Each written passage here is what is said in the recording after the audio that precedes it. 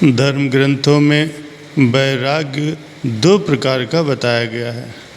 एक तीव्र वैराग्य जो जन्म जन्मांतरों के शुभ कर्मों के फलस्वरूप अपने आप मन में उत्पन्न हो जाता है। दूसरा है कारण वैराग्य, ये किसी विशेष कारण से यानी संसार की ओर से भारी ठोकर लगने पर उत्पन्न होता है। वैराग्य तीव्र हो या कारण हो, दोनों ही अभ्यास में वृत्ति लगाने के सहायक हैं। इनमें कुछ भी भिन्न भेद नहीं है, लेकिन फिर भी कारण वैराग्य से प्राणी को जो शिक्षा मिलती है वो विशेष ध्यान देने योग्य है। वाल्मीकि जी, जिनका पहले का नाम रत्नाकर था और ये लूट मार का काम किया करते थे, उनको वैराग्य हुआ। देवयोग से जब संत उस मार्ग से गुजरे तो वो संतों के साथ भी वही बर्ताव करने लगे जो दूसरे यात्रियों के साथ किया करते थे। रामायण में कथन है कि संत विशुद्धि मिले पुनिते ही, चितवे राम कृपा करते ही। हर एक काम का अंत होता है, पाप कर्मों का भी अंत है। मालिक की दया से संतों का मिलाप हो गया, समय आ चुका था और उस समय ने अपना काम करना था। संतों ने पूछा, अरे भैया, ये लूटमार का काम तुम कब से कर रहे हो और ये लूटा हुआ माल कहाँ रखते हो? वो बोला, मेरा तो धंधा ही यही है, दूसरा कोई काम मैं नहीं करता। लूटमार से जो कुछ प्राप्त होता है वो परिवार के आगे जाके रखता हूँ। यही मेरे परिवार के निर्वाह का एकमात्र साधन है। संत बोले, भाई ऐसा करो, हम यहाँ पर बैठे हैं और तुम परिवार के पास जाओ, उनसे पूछो कि मैं जो पाप कर्म करके तुम्हें खिलाता हूँ, उस पाप के बदले जो दंड मुझे मिलेगा, क्या उसमें भी तुम मेरे शरीक बनोगे? फिर जो कुछ वे उत्तर दें वो हमको आकर के बताना। संतों की आज्ञा पाकर वाल्मीकि जी जब घर आए और संतों के वचन के अनुसार अपने सभी संबंधियों को बुला करके पूछा, भाइयों, मैं सदा दुष्कर्म करके आपके खान पान का निर्वाह चलाता हूँ। अब मैं आपसे केवल इतना पूछता हूँ कि इन पाप कर्मों के फलस्वरूप जो परलोक में मुझे दंड मिलेगा, क्या उस दंड को भुगतने के लिए भी आप मेरे साथी बनोगे? सबने उत्तर दिया कि हम तो खाने पीने के साथी, दंड भुगतने के नहीं। ऐसा रूखा उत्तर पाकर वाल्मीकि जी के दिल को चोट लगी। सोचने लगे कि मैं बड़ा मूर्ख हूँ जो व्यर्थ ही पापों का बोझ अपने सिर पर उठा रहा हूँ। वो चोट क्या थी? एक ठोकर थी जिसके लगने से उनके चित्त सब की ओर से उपराम हो गया और वैराग की अवस्था में वो संतों के चरणों में आ गिरे। बोले, हे प्रभु, मेरे पिछले सभी अवगुण क्षमा कर दीजिए और आगे के लिए अपने मार्ग पर मुझे चलाइए। आप समर्थ हैं, मेरे कल्याण के लिए जो भी बात उचित हो वही मुझे बताइए, मैं उस पर अमल करने को तैयार हूँ। मेरा दिल संसार से उखड़ गया है। रामायण पर एक जगह वर्णन आया है, भगवान श्री रामचंद्र जी महाराज विभीषण को वचन फरमाते हैं, जो नर होय चराचर द्रोही, आवे सभय शरण तक मोहि। तज मद मोह कपट छल नाना, करु शब्द ते ही साधु समाना। हे विभीषण, जो मनुष्य चराचर का द्रोही हो, लेकिन जब वो अपने पापों से डरकर सच्चाई के साथ मेरी शरण में आ जाता है तो मैं शीघ्र ही उसे साधु के समान बना देता हूँ। ये मेरा सहज स्वभाव है। इसी प्रकार गीता में भी वर्णन हुआ है।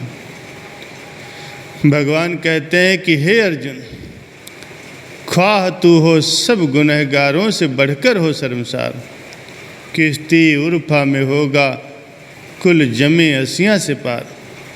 खा कर देती हैं आतिश लकड़ियों के टाल को, आत से उर्फा जला देती है कुल इफाल को।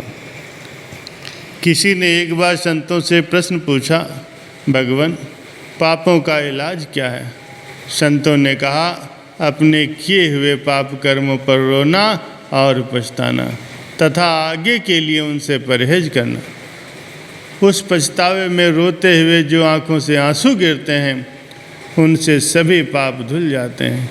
यही पापों का इलाज है। वाल्मीकि जी संतों के चरणों पर सिर रख कर के रो रहे थे और पछता रहे थे। संतों ने अपनी दया का हाथ उनके सिर पर रखा और परमार्थ की दीक्षा दी। वाल्मीकि जी ने संतों के उपदेश को हृदय में धारण किया और नाम में लग गए। कैसे लगे उसको सारा संसार जानता है। जिनको लूट मार करते हैं उस समय लोग डाकू कहते थे। संतों के सत्संग से वही महर्षि वाल्मीकि बन गए। भजन करते हुए जब अंतर की आँख खुली तो त्रेता युग का हाल भगवान राम के अवतार लेने से 10,000 वर्ष पहले श्री वाल्मीकि रामायण के रूप में लिख कर रख दिया। ये सब भजन, सत्संग और वैराग का प्रताप है। श्री गोस्वामी तुलसीदास जी जिन्होंने तुलसी कृत रामायण की रचना की है उनको भी कारण वैराग्य हुआ था। संसार जानता है कि जब उनका विवाह हुआ तो उनका अपनी स्त्री के साथ कितना मोह, प्यार और लगन थी। इतने वासना के अधीन और स्त्री के वशीभूत थे जिसका प्रमाण संसार में बहुत कम मिलता। लेकिन जब समय आ गया, पूर्व जन्मों के शुभ कर्म फल देने को आए तो संसार की मोह माया से दिल उखड़ने का कारण उसी स्त्री का एक वचन बना। स्त्री ने अपने में उनकी इतनी ममता देखकर वचन कहे। ऐसा समझिए कि प्रेरणा देने वाला मालिक स्वयं ही उस स्त्री के मुख से बोला। उसके वचन थे, दिग दिग दिग तो ही प्राण प्यारे, हाड़ चाम अति निरस हमारे। इतनी प्रीति जो लागत रामे, सो सुधरे तेरे सब कामे। नारी वचन सर सम ही लागे, पूर्व सकल पुण्य तब जागे। तुलसीदास कहे मान गिलानी, है सत्य तिव तो बानी। सूकर क्षेत्र गयो पुन सोऊ, गुरु कियो तहाँ अति मुदमोऊ। स्त्री के वचन तुलसीदास जी को तीर के समान लगे। छाती फट गई और अपने आप को बार बार धिक्कार देते हुए स्त्री से बोले, प्रिय तेरी वाणी सत्य है। मैं सचमुच ही मूर्ख हूँ जो भगवान की भक्ति से विमुख होकर माया के पीछे पीछे अंधा हो गया हूँ। बस तेरा और मेरा ये अंतिम मिलाप था जो मेरे लिए शिक्षादायक बना। अब मैं जाता हूँ।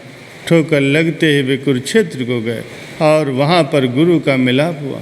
तब गुरु की अत्यंत श्रद्धा सहित सेवा करके अध्यात्म रामायण अर्थात रूहानी उपदेश प्राप्त किया और भजनाभ्यास करके उच्च कोटि के संतों की मंजिल तक जा पहुँचे।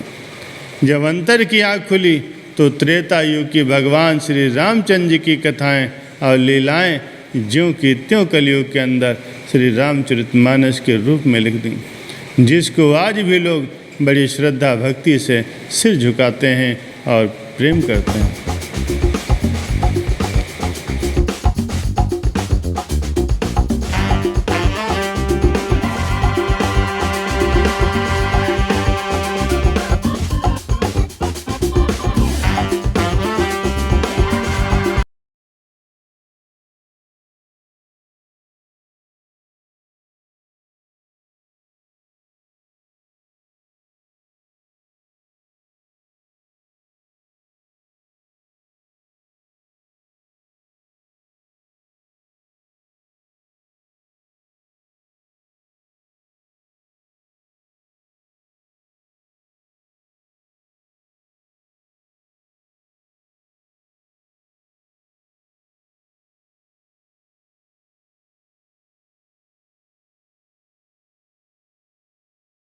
को गए और वहाँ पर गुरु का मिलाप हुआ। तब गुरु की अत्यंत श्रद्धा सहित सेवा करके अध्यात्म रामायण अर्थात रूहानी उपदेश प्राप्त किया और भजनाभ्यास करके उच्च कोटि के संतों की मंजिल तक जा पहुँचे। जब अंतर की आँख खुली तो त्रेता युग की भगवान श्री रामचंद्र जी की कथाएं और लीलाएं ज्यों की त्यों कलयुग के अंदर श्री रामचरितमानस के रूप में लिख दी, जिसको आज भी लोग बड़ी श्रद्धा भक्ति से सिर झुकाते हैं और प्रेम करते हैं।